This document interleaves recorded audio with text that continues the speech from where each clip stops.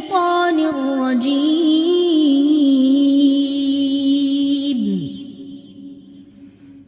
بسم الله الرحمن الرحيم rabbi इश्रह ली सदरी वयस्सिर ली अमरी वहलुल उक़दतम मिन लिसानी यफ़क़हू क़ौली। नबी अकरम सल्लल्लाहु अलैहि वसल्लम ने मदीना में जाकर लोगों की तरबियत की। जब तरबियत की तो उनके जहनों में कुछ सवालात पैदा हुए और सहाबा कराम ज़्यादा सवालात नहीं पूछते थे नबी अकरम सल्लल्लाहु अलैहि वसल्लम से। कुरान मजीद में तकरीबन कुल 17 सवालात हैं जो सहाबा ने पूछे हैं, उनमें से एक ये है। और उनकी कैसे जो है सवालात भी कैसे थे कि हम अल्लाह के रास्ते में क्या खर्च करें। यसअलूना का, वो आपसे सवाल पूछते हैं। लफ्ज़ की क्या है, सीन हमजा लाम मादा, इसका सवाल। वो सवाल करते हैं आपसे, माज़ा युनफिकून, मा इस्तफाम के लिए क्या, जा इसमें शरफ बईद होता है, क्या युनफिकून। युनफिकून लफ्ज़ किससे, नून फा काफ, इन्फाक हमारा उर्दू में लफ्ज़ इसी से होता है। माज़ा युनफिकून, हम क्या खर्च करें। कुल कह दीजिए, मा अनफक्तुम, जो तुम अनफाक करोगे, जो तुम खर्च करोगे, नून फा काफ इसका भी मादा है, जो भी तुम खर्च करोगे, मिन खैरिन, मिन से खैर आमतौर पर खैर माल के मामले माने में आता है, भलाई खैर, कोई भी नेकी का काम जो है, अपनी सलाहियत, अपने जो है मोहब्बतें, जो भी तुम खर्च करोगे, जो इल्म लोगों को दोगे, फलिल वालिदैन, अपने फलिल वालिदैन, वालिदैन के लिए, माँ और बाप दोनों के लिए। वल अकरबीन, और अकरबीन लफ्ज़ किससे है, काफ राबा, कराबा से, इसमें तफसील है, जो सबसे ज़्यादा करीब हों। वल यतामा, यतीम की जमा है और यतीमों पर। वल मसाकीन, मिस्कीन की जमा है और मसाकीन पर। मस्कीन लफ्ज़ किससे, साकना से, जो अपनी कमाई खुद ना कर सकता हो, ज़मीन के साथ ही लग गया हो। वब्न सबील, और मुसाफिर। वब्न सबील लफ्ज़ किससे, सीन बालाम, सबील इसी से रास्ते को कहते हैं, और इब्ने सबील यानी रास्ते का बेटा मुराद है मुसाफिर। वमा तफ़अलू, और जो तुम करोगे। तफ़अलू लफ्ज़ असल में तफ़अलून था, फा ऐन लाम, तो नून जो है वो गिर गया माशर्तिया होने की वजह से। और जो तुम करोगे, मिन खैरिन, नेकी के काम में से, फ़इन्नल्लाह, तो बेशक अल्लाह ताला, बेही, इसको, अलीम, खूब जानने वाला है। अलीम फ़ाइलों के वजन पे आया है, ऐन लाम मीम इसका मादा है, अलीमा उससे अलीम, फ़ाइलों के वजन, खूब जानने वाला है। कुतिबा अलैकुम, कुतिबा अला का जब आता है तो फर्ज किया गया, लिख दिया गया तुम पर, अल किताल, किताल, वहुवा कुरहुल लकुम, और वो नापसंदीदा है तुमको। कुरह लफ्ज़ काफ रहा, इससे से लफ्ज़ होता है कराहत, जो है नापसंद करना, अच्छा न लगना, वो तुम्हें नापसंद है।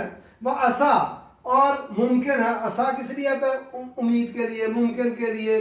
असा मुमकिन है, अन तकराहू, कि तुम कराहत करो। तकराहू लफ्ज़ भी काफ रहा से, और तकराहून था, अन की वजह से नून गिर गया इसका।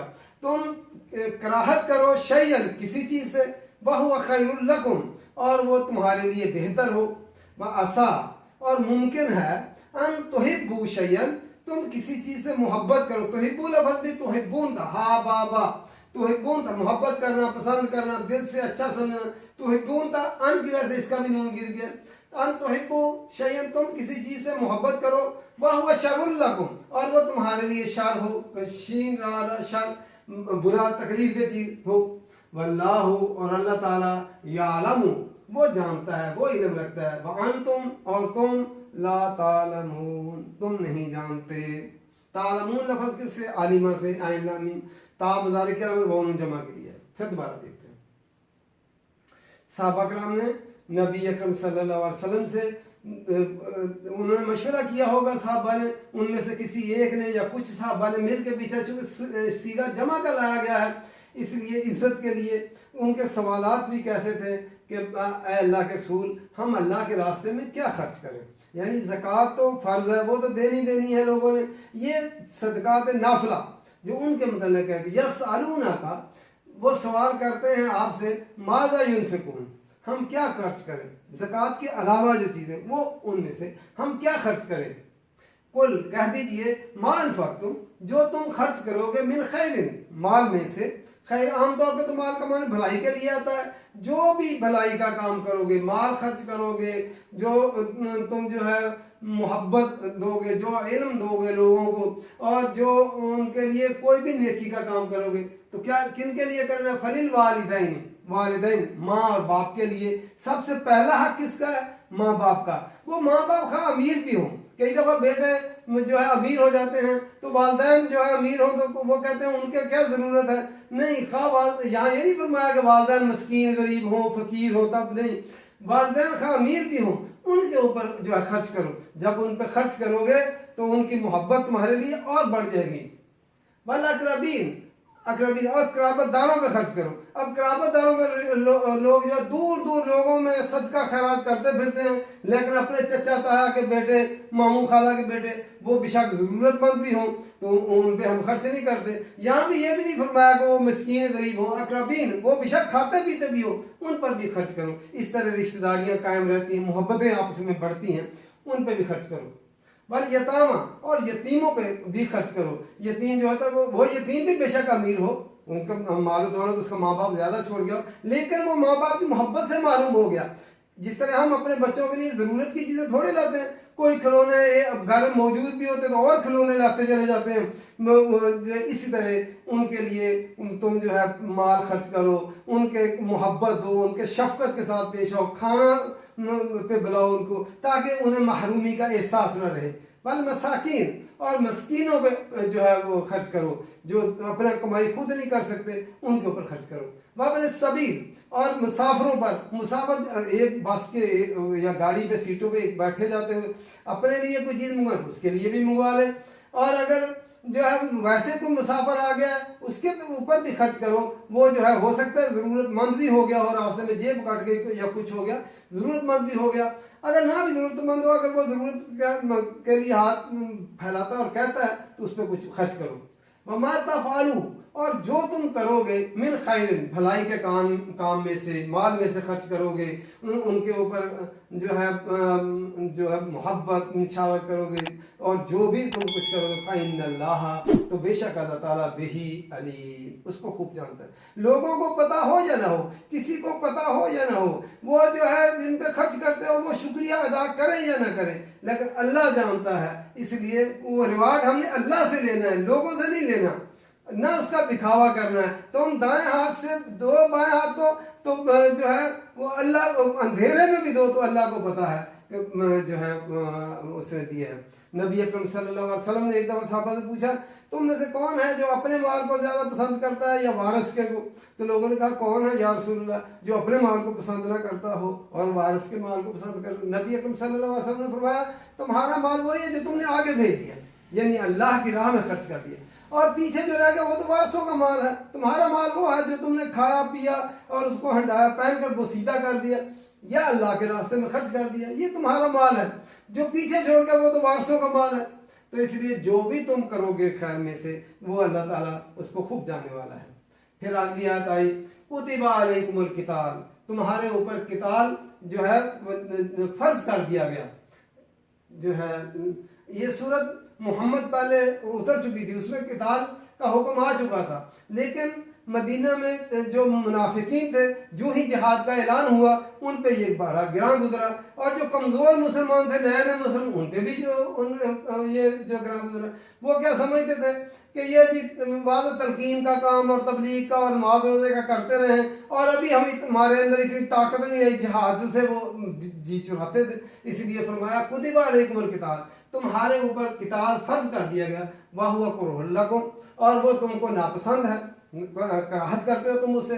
वासा और मुमकिन है अन तकराहु शैअन, तुम किसी चीज़ से कराहत करो, वह हुआ खैरुल लकुम, और तुम्हारे लिए बेहतर हो, वो खैर हो उसमें।